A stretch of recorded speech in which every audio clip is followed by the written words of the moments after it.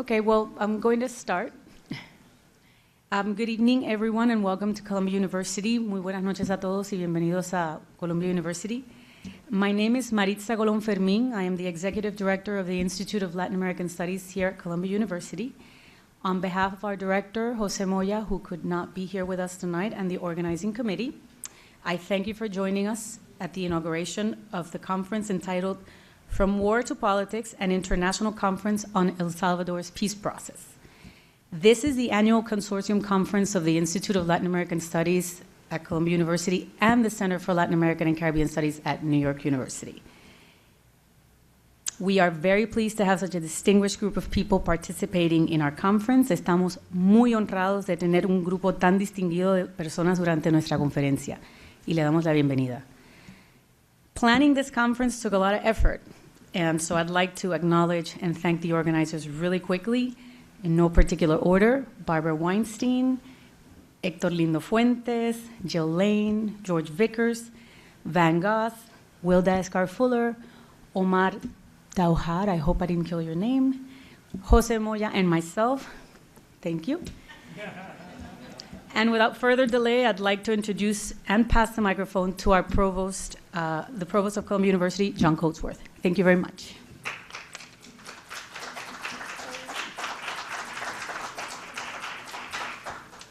Good evening and a warm Columbia welcome to all of you. I see here lots of old friends, friends from many years back, friends and accomplices, I would say. The peace process in El Salvador is a fascinating subject, and I'm looking forward to this conference all day tomorrow at NYU. I want to join Maritza in expressing thanks to all of those who contributed to bringing us together this evening and tomorrow, and to give special thanks to Maritza Colon herself for the work that she put in organizing the conference. Maritza, a round of applause.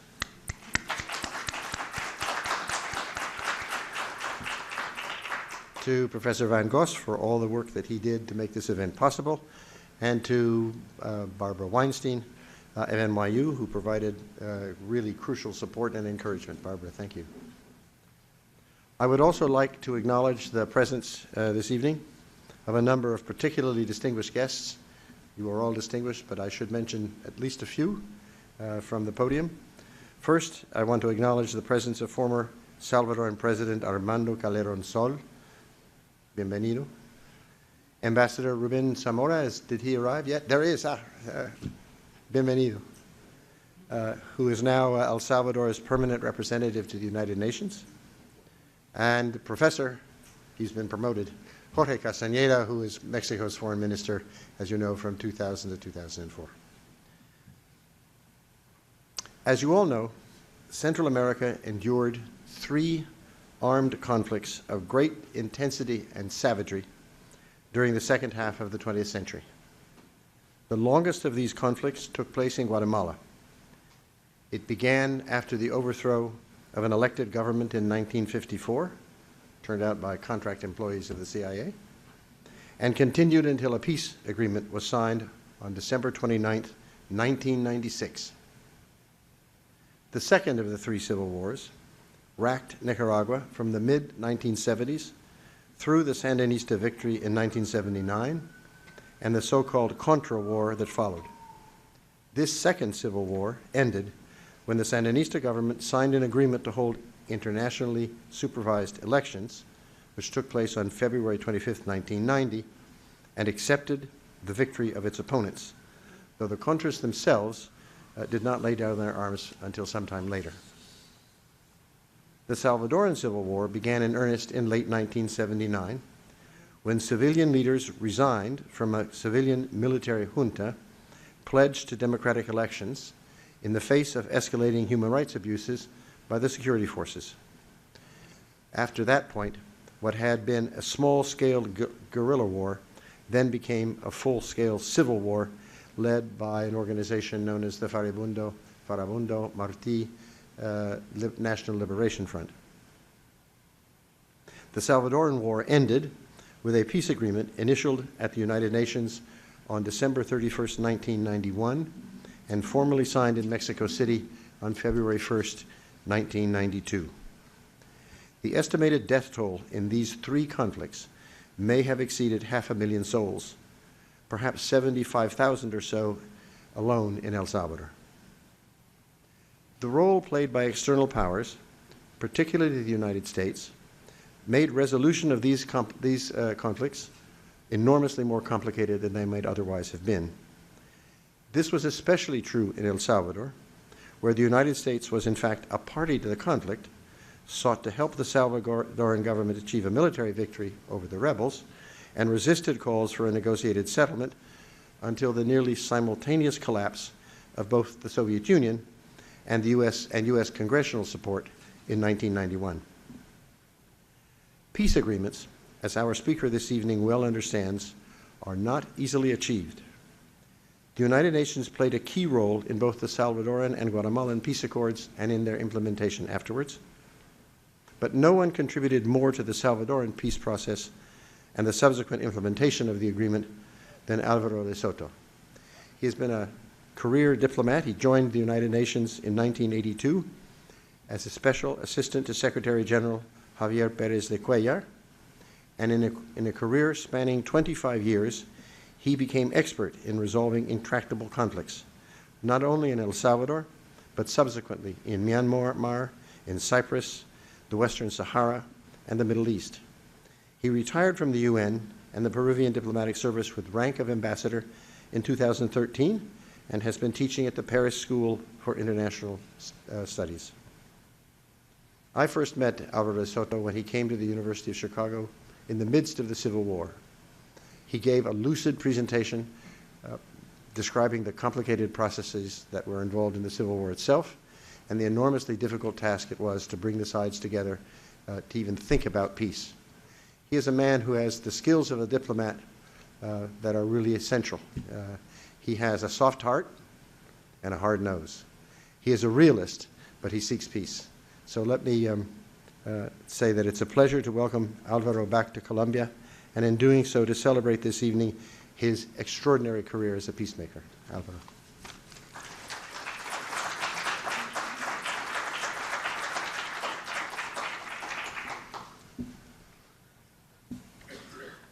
Thank you very much, John, for those kind and generous words.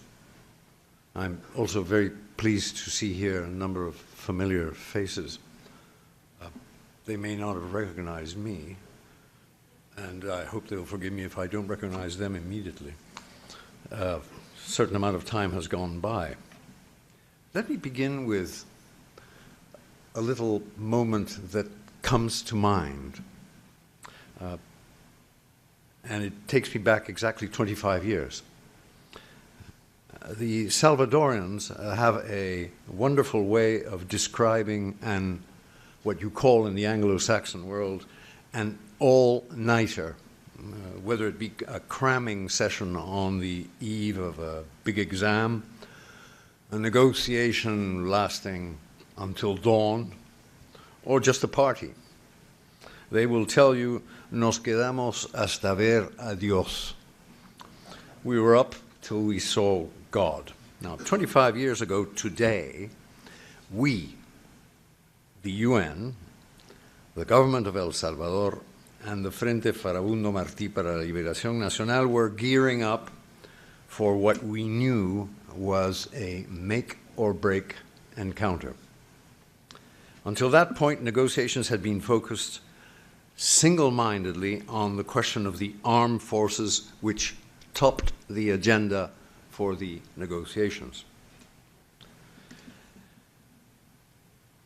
As soon as we got into substance, in June 1990, after reaching a framework agreement and agreeing on the agenda, the FMLN stated that the role of the armed forces had become so pervasive, effectively militarizing all corners of institutional life and society, that unless this problem was tackled comprehensively, it would be pointless to even take up the other items on the agenda. And their opening position was that the armed forces should be abolished. But while waiting for that to happen, a number of far-reaching reforms should be carried out. Reforms that ran counter to the Constitution of El Salvador. Thus, from the start of the negotiation, session after session, it fell into a maddeningly repetitive pattern of FMLN demands and government responses with barely a hint of common ground.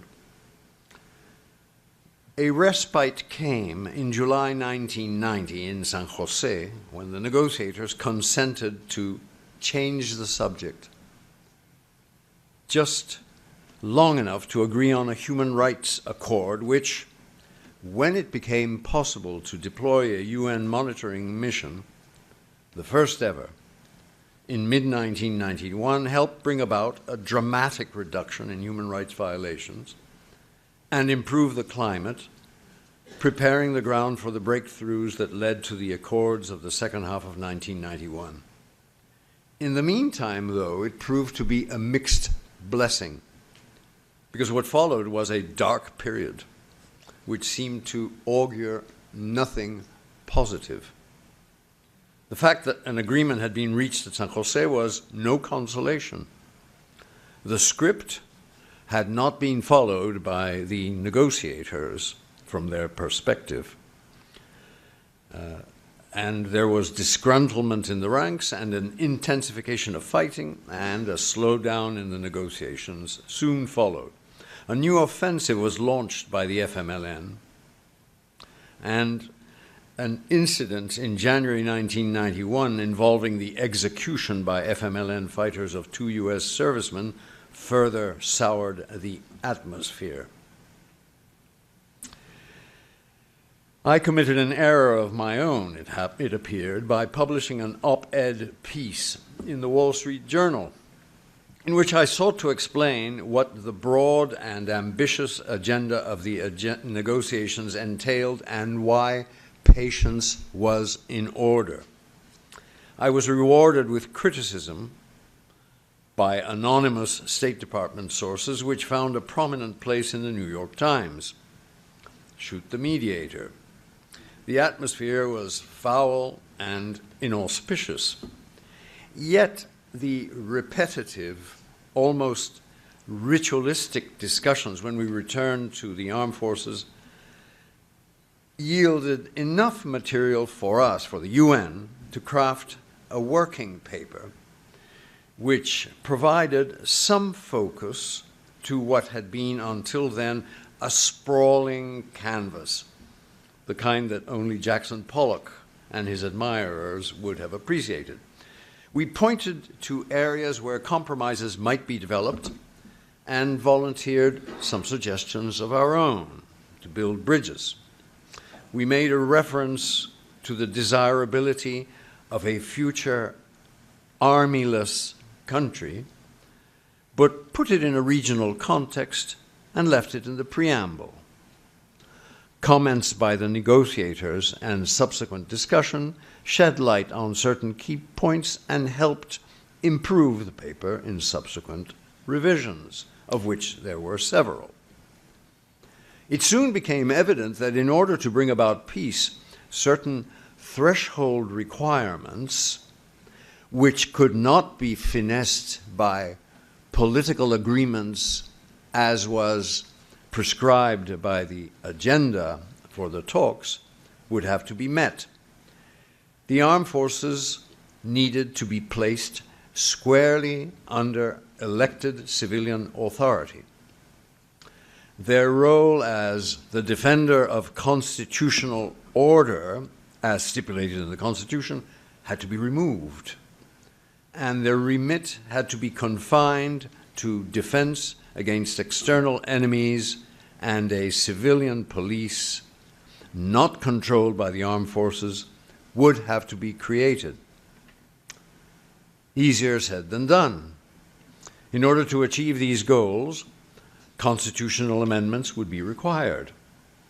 Now, without amendments to that effect, the armed forces, a power unto themselves, would remain as the ultimate arbiter of the country's political life, with their own section in the Constitution, separate and distinct from the legislature, the executive, and the judiciary, and accountable to none of the above.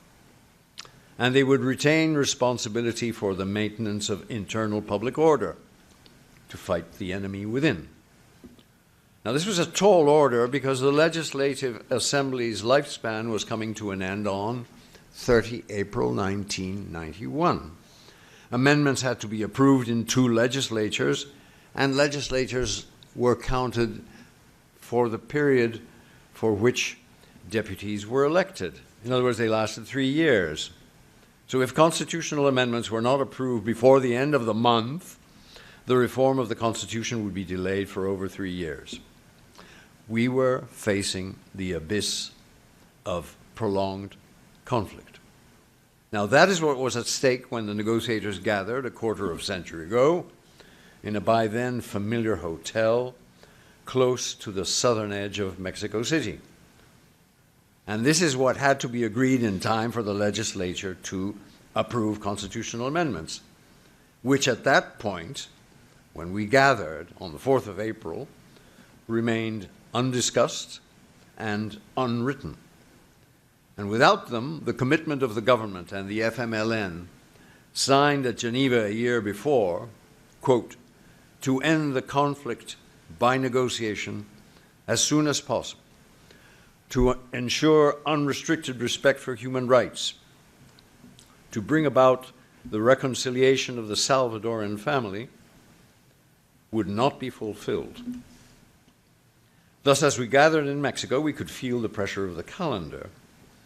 They could feel it in the cities and the countryside in El Salvador, in the capitals and the UN missions of the Secretary General's friends, Colombia, Mexico, Spain, and Venezuela, and last but not least in Washington, D.C., which was watching hawk-like from afar. Now, I had followed the playbook of the UN's pioneer mediator, a great American, Ralph Bunche, by putting the government negotiators, their FMLN counterparts, and the UN on 3 separate floors of whatever hotel we happened to be staying at.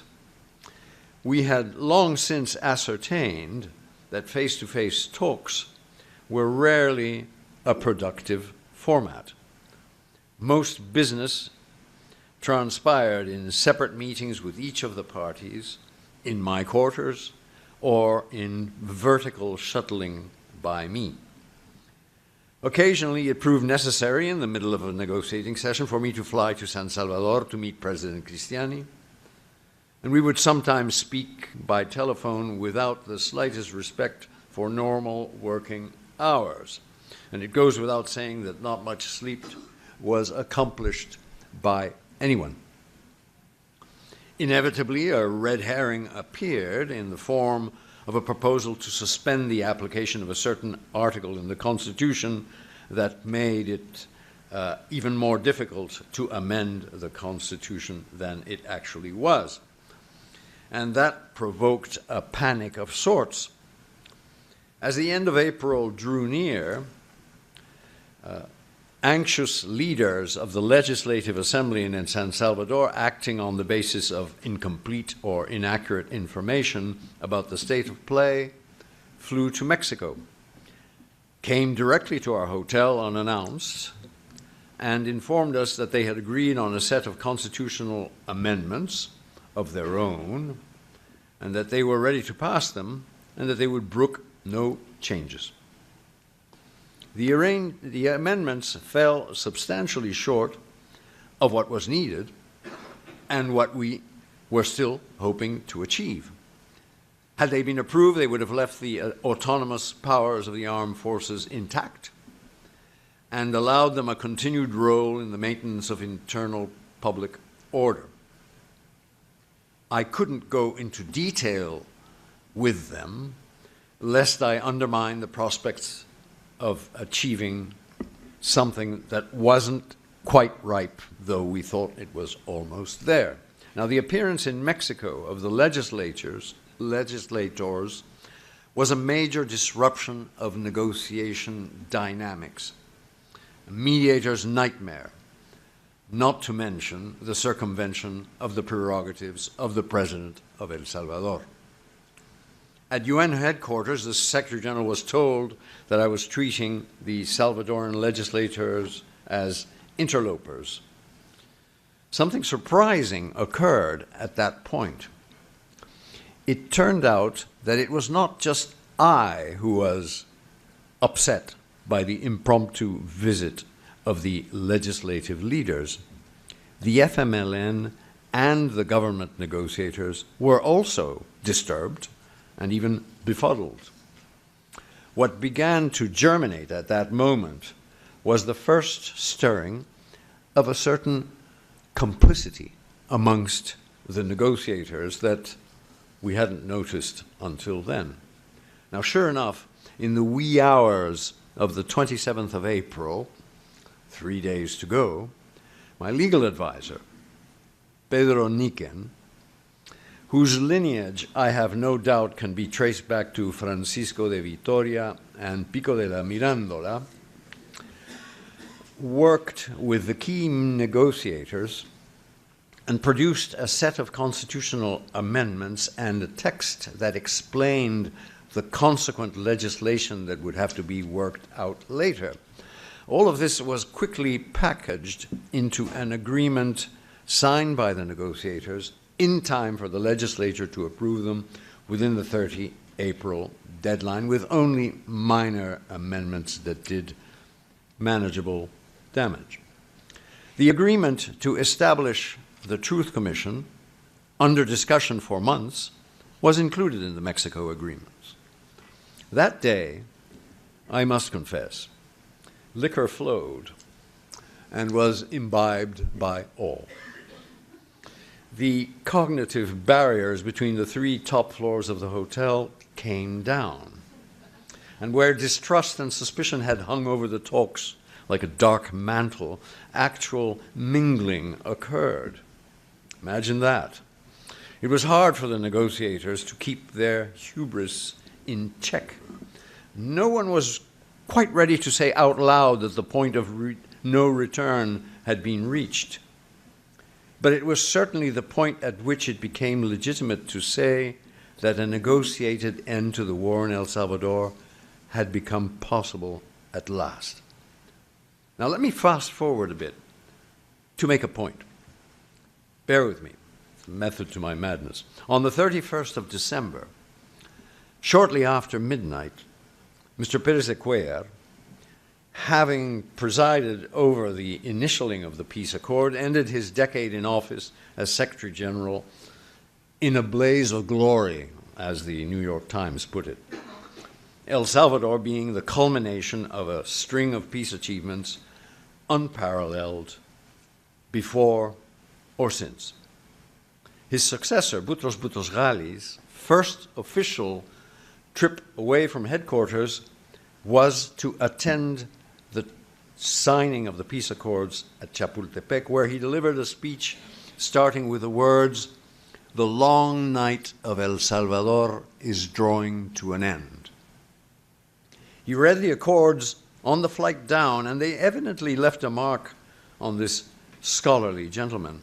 And at the end of the month, the Security Council held its first summit ever and asked the incoming Secretary General, now that the Cold War was unwinding and the UN seemed poised to come into its own, decades after the international climate froze over, to make recommendations on how to strengthen the UN's capacity in the fields of peacemaking, peacekeeping, and preventive diplomacy. Now, a few months later, I was traveling with him in Brazil when the first draft of what was to be his report to the membership pursuant to the request of the Security Council, which was titled An Agenda for Peace, came in. The first draft came in. And he began to read it right away on the spot in a small private aircraft in which we were traveling. He looks up at me while reading it, after reading the peacemaking bit and the peacekeeping bit and the preventive diplomacy, and he says, "Where does El Salvador fit in this report?" It's not peacemaking. We have a mission there, but peace has already been made. That's been done. It's not peacekeeping as we know it. I've written books about peacekeeping, that this is not what we're doing in El Salvador. And the military will soon be out of there, leaving only personnel behind, overseeing institutional reforms. And it's not preventive diplomacy. There was a war, which nobody prevented. It's more like, and he actually groped for words right there. He can't have rehearsed this. He didn't know what was coming in the drafts. He was seeing them for the first time. Groping words, it's more like post-conflict peace building, isn't it? Now, so in 1 minute of almost epiphanic conceptual insight, Boutros-Ghali articulated what I only had begun to hint at in my ill-fated Wall Street Journal op-ed, and even coined a term to describe it, though not one that necessarily trips lightly off the tongue. As set out in an agenda for peace and further developed in a supplement to it in 1995, Boutros-Ghali foresaw what we couldn't have guessed when we took on the search for a solution to the conflict in El Salvador.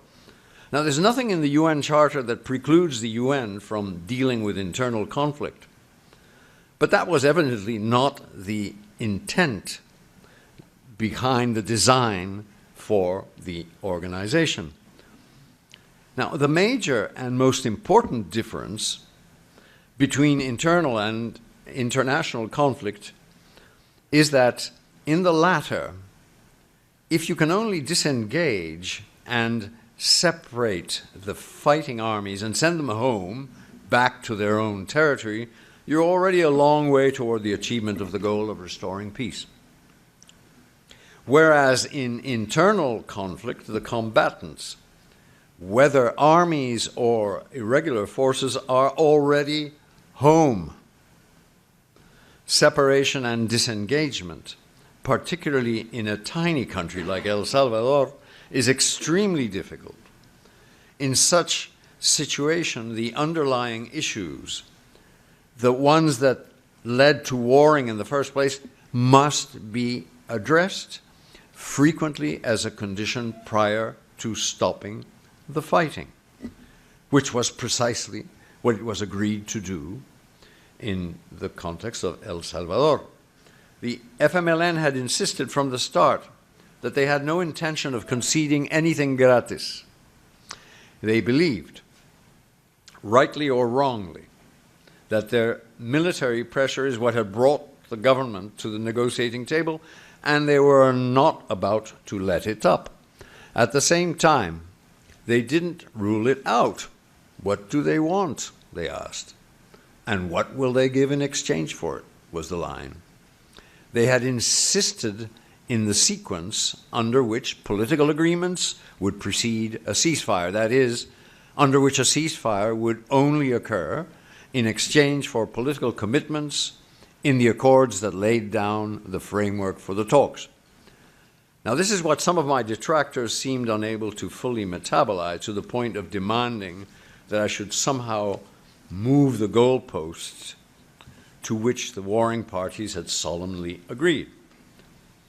But the agreement in Mexico was far from the end of the story. There were more ups and downs to come. We faced a major hurdle soon when discussions on the terms of a ceasefire began that summer in Caraballeda, Venezuela. The FMLN spelled out their conditions, which involved the retention of their ability to recruit combatants, to continue recruiting combatants, to conduct exercise, and to roam about in sizable swatches of territory. Now, this was something to which it was not possible for the government to agree. What sovereign state can commit itself in writing to allow a military group whose very existence by definition challenges its monopoly on the instruments of violence to continue to do such things? The government saw the ceasefire as a short transitional phase leading in a predictable period of time to demobilization and the end of a conflict, a brief way station. The FMLN's counter, which was not bereft of logic, was that there was no certainty of agreement on the second phase of negotiations. And this being so, they had to be prepared for the eventuality of failure and a return of the fighting. The spirit of Chapultepec notwithstanding, the progress in the talks came to a screeching halt. This roadblock appeared at a time when serious preparations were underway to prepare the spirit, of the Mexico agreements notwithstanding. The talks came to a halt. And the roadblock appeared at a time when serious preparations were underway to prepare for the major transition that would result from transferring responsibility for the maintenance of internal security and order to civilian-controlled entities. A mission of experts was commissioned by the UN to diagnose the security demands and to make recommendations on how to address them. It became clear that the machinery needed to be put in place well in advance of coming to terms on ending the war. Essentially, the government would be asked to set in motion, without awaiting a full-fledged peace accord, the establishment of a training facility for future civilian police personnel, as well as for the institution of what was to become the National Civilian Police itself. Another tall order, both logistically and politically, was that we got a request with the Cold War unwinding from the Soviet Foreign Minister and the US Secretary of State, who wrote to the Secretary General to urge him to personally take charge of the negotiation. Now, the Secretary General responded that as the title of the UN envoy, who was the Secretary General's, personal representative, made clear, he was personally in charge. And he elaborated by explaining the nature of the roadblock that had surfaced and informing him that to solve it, he had invited to New York both President Cristiani and the full general command of the FMLN, his goal being to collapse the two-phase negotiating scheme agreed at Caracas into one. He asked for their support and specifically requested that the US, as the UN's host country, should not raise difficulties to the arrival of the guerrilla commanders in New York for UN business. The meetings in New York, as Secretary General Pérez de Cuellar put it, untied the Gordian knot. There were other obstacles. I've written about them elsewhere. I won't bore you with a blow-by-blow account. Leave alone try to piece together the events of the last few days of December 1991, which are still a blur. I would like to highlight one or 2 points, however, with the benefit of hindsight. The first is the transcendental importance of the events of November 1989. I mean the FMLN offensive of 1989. Many died. But it was a clarificatory, transformative moment. For it was then, and only then, that it dawned on the leaders of El Salvador and the FMLN, each for their own reason, that military victory was not possible, and that the cost, human and military as well as political and financial, of continuing to fight had become greater than the cost of negotiating its end. This produced the mutually hurting stalemate that is most propitious for ending a war by negotiation. And it's on this premise that the government and the guerrilla fighters could come to the transformative reforms which they agreed, opening up political spaces where they did not previously exist, strengthening civilian rule and civil liberties, and taking giant strides in the respect for human rights.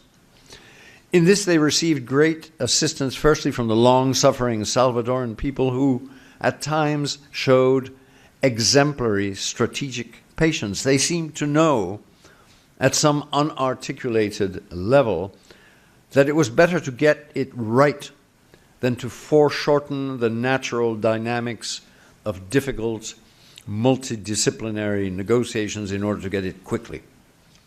Some Salvadorans showed great courage, somehow perhaps foreseeing that the future would be different and better, and that to get there, Salvadorans needed a push from countrymen willing to defy the past.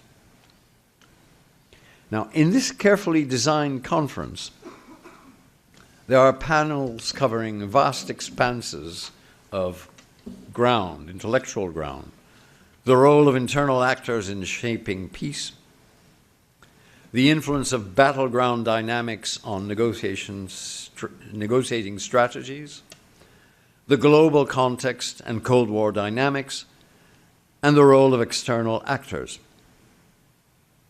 But I'm particularly looking forward to the closing panel on El Salvador today. I'll tell you why. I was particularly struck by the title of the conference, From War to Politics. If I may say so, and I'm sure General Mark Hamilton has noticed, it has a Clausewitzian ring to it. It brought me back yet again to those days a quarter century ago when I lived and breathed El Salvador every waking hour and many sleeping hours as well. Now, in 1991, in Mexico, I received the visit of a certain scholar journalist who is among the participants in this conference, and who bore the same name as his father, whom I had known in the Law of the Sea conference, which I attended in short pants, I am quick to point out. His name was, and remains, Jorge Castañeda, and he's sitting among us today, who not uncoincidentally happens to be the moderator of that closing panel. Now, I explained to him as carefully as I could, because I knew that he was a journalist, what we were trying to do, with my by then rote explanation about how a quick fix in El Salvador, even if it were possible, just wouldn't do. Now, not long afterward, he produced an article on the subject in which, he probably doesn't even remember, 1,000 articles later, he referred to what we were trying to do as attempting to metamorphose the war so that it would continue to be fought, but by peaceful means, thus standing Clausewitz's definition of war as the continuation of politics by other means on its head. Now, El Salvador is described as a success story more often than the reverse. I'll let others be the judge of that. But it won't surprise you to hear that I have opinions on the subject. I think of El Salvador, I was telling someone whom I met a moment ago, every day of my life, to the point where I had to struggle in subsequent assignments to avoid the diplomatic equivalent of the problem that is said to afflict generals who have a tendency to always fight the last war. And one of the things that strikes me, and that I've been able, I think, to intuit in a couple of visits that I've made to El Salvador in the last few months, is the sense that what Jorge Castañeda said in that article that he wrote 25 years ago, that in a sense the war continues. Luckily, in very civilized way, but it continues. And that it's going to require something in order to get back to complete the job, as it were. Now let me begin with a speech that was uttered on the 16th of January of 1992 by one of the participants in the signing ceremony in Chapultepec Castle in Mexico. What begins today, it's my translation, what begins today in El Salvador is not the restoration of a pre-existing peace, but rather the inauguration of an authentic peace. In order to take the measure of what is unfolding, it is not enough to look at the recent past. The crisis which engulfed El Salvador in the last decade was not conjured out of nowhere by an isolated few. It had deep and ancient roots, social, political, economic, and cultural. One of the pernicious flaws in our national life was the paucity or the lack of the space and mechanisms needed to allow the free exchange of ideas, the natural development of different political projects. In a word, the lack of a genuine scheme of democratic life. Now, these are extracts, some of you may have already recognized them, of the speech of President Cristiani at the signing ceremony of the peace accord. A couple of things emerge from there. The first is his bold acknowledgement that such order as existed when the FMLN's insurgency began at the start of the 1980s did not constitute a desirable, leave alone idyllic state of peace. The FMLN were rising up against an order that was inherently, structurally unstable through no fault of the FMLN. The second is that when the FMLN insurgency began, there was not in place in El Salvador a democratic framework within which the grievances that they raised could have been aired freely and without fear of repression. Thank you very much for your attention.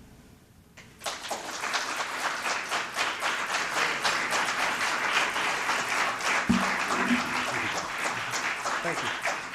We have a few minutes before a reception to which you are all invited, and Álvaro has agreed to answer some questions if anyone in the audience would like to pose them.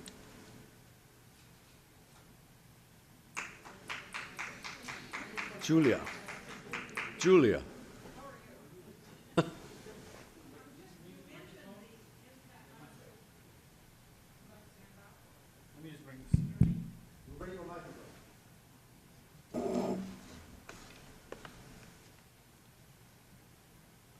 I'm Julia Preston from the New York Times, and I'm wondering, you mentioned the FMLN offensive of November of 1989 as a factor that brought about the stalemate. I'm just wondering if the murder of the Jesuit priests as well in that period was also a factor that shook the system to a point where there was a recognition that something needed to change in terms of the war.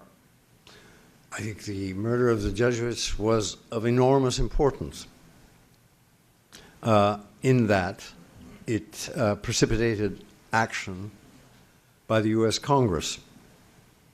A commission was created by the Speaker, and he appointed as the chairman of that commission a congressman from South Boston, Joseph Moakley, who did not want the job and told the Speaker, "Why do you want to appoint me? I mean, there are 434 other representatives who could do the job better than I do and would probably want the job." And he said, "Because you don't want it, that's why I'm sending you."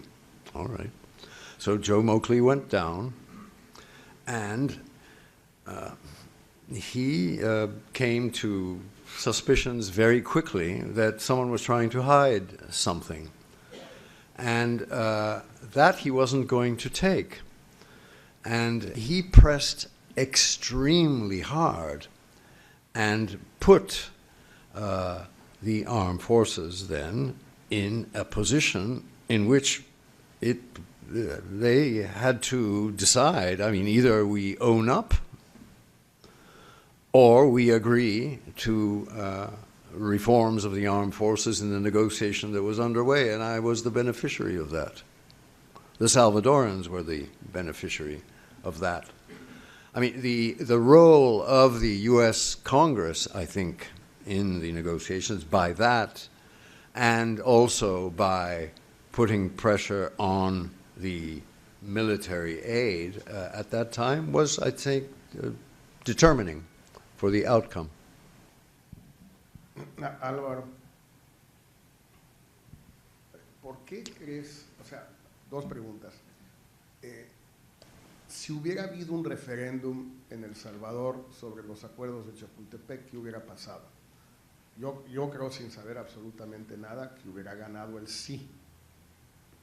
¿Por qué crees que hay una diferencia aparentemente tan grande entre el sentimiento que hubiera habido entonces en El Salvador y el que parece haber ahora en Colombia?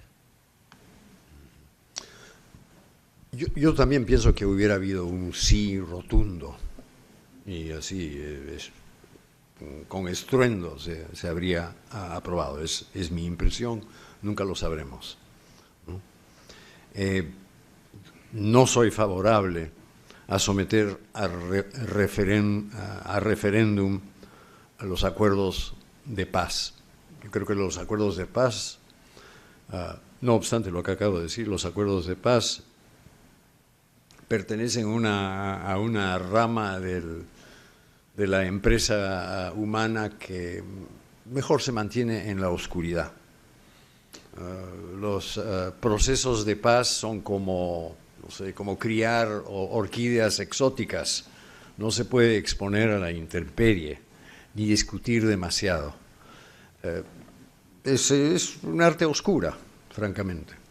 Ahora, bueno, claro, todos tenemos experiencias, un acuerdo que a mí me parecía perfectamente decente y que a la mayoría de la gente le parecía perfectamente decente también en respecto de Chipre, que tuve una parte en diseñar, fue rechazado por una de las partes por referéndum.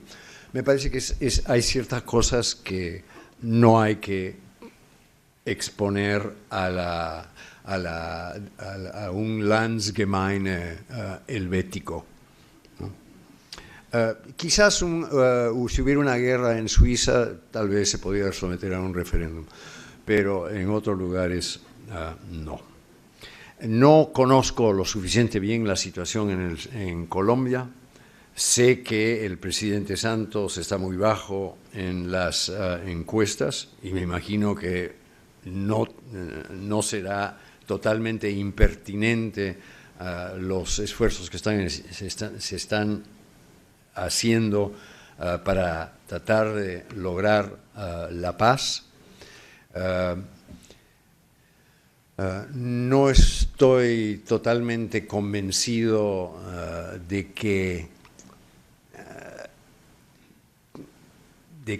la cosa de que se haya hecho suficiente esfuerzo por explicar con claridad a medida que avanzaba el proceso respecto de en qué consistían los acuerdos y por qué había que lograrlos y por qué había que hacerlos de la manera que fuera.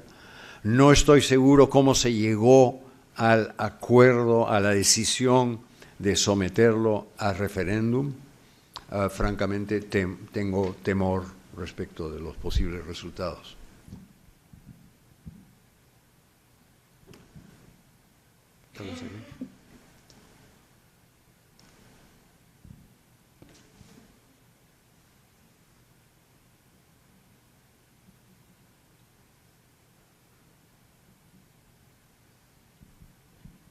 Buenas tardes.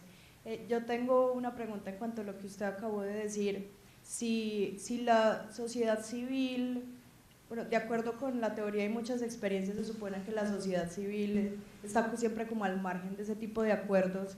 Entonces, ¿usted cuál cree que debería ser el rol de la sociedad civil en estos procesos para garantizar que la transición sea mucho más pacífica y haya más convivencia, especialmente con el caso de niños y jóvenes que son soldados y hacen parte de las guerrillas colombianas y también hicieron parte de, bueno, constaban creo que el 80% del FMLN. Entonces quería saber cuál es su opinión acerca de eso. Mi opinión es que los líderes son elegidos para que asuman sus responsabilidades y que deben tener la disposición a asumirlas y no delegarlas y tomar las decisiones para las cuales fueron elegidos. Esa es mi opinión. Como parte de ese proceso, un líder, si lo es, tiene la responsabilidad de convocar a la sociedad civil y cualquier otra fuerza que puede ser determinante en el éxito o el fracaso de un proceso que tiene entre manos. Esa es mi opinión respecto de estos temas. Here. Thank you, Ambassador Soto. I wanted to ask if you'd be willing to speculate a little bit about, given the current violence in El Salvador, why is there so little reference to the period of the Salvadoran Civil War and the peace accords in relation to the current moment in El Salvador? So little reference, but where is there so little reference? So in comparison between the Salvador case and the I just find reading most of the press that there's very little thinking back to what some of the roots of the current violence. We focus a lot on the drugs, the arms, the gangs, but it's ahistorical in many ways, I think. Yes, but I think it's important to make some sharp distinctions between the war, then, the one that ended in early 1992, and what is going on in El Salvador now. I'm sorry, were you asking about? Because this is one of, there have been many changes in the nature of conflict and the nature of conflict resolution since the end of the Cold War, partly because predominantly an internal conflict that one is dealing with, partly because of developments in international human rights law, partly also because of the reaction to 9/11, war on terror, and that kind of problem, and that has changed the nature of the beast, as it were. And one of the new phenomena that is appearing, and I'm getting pressure from my students about this, don't we have a new phenomenon, Professor, which consists of criminal organizations, which may not even have political objectives. But these are entirely new phenomena, and the normal institutions for dealing with conflict resolution are simply unprepared as to how to handle it. But the important thing on which it's essential to emphasize is that this is not politically motivated, that the causes are more social than anything else. And they're extremely difficult to deal with because they break all our schemes. And I don't have any answers myself. Álvaro, thank you very much for a wonderful presentation and for your interest work. Thank you.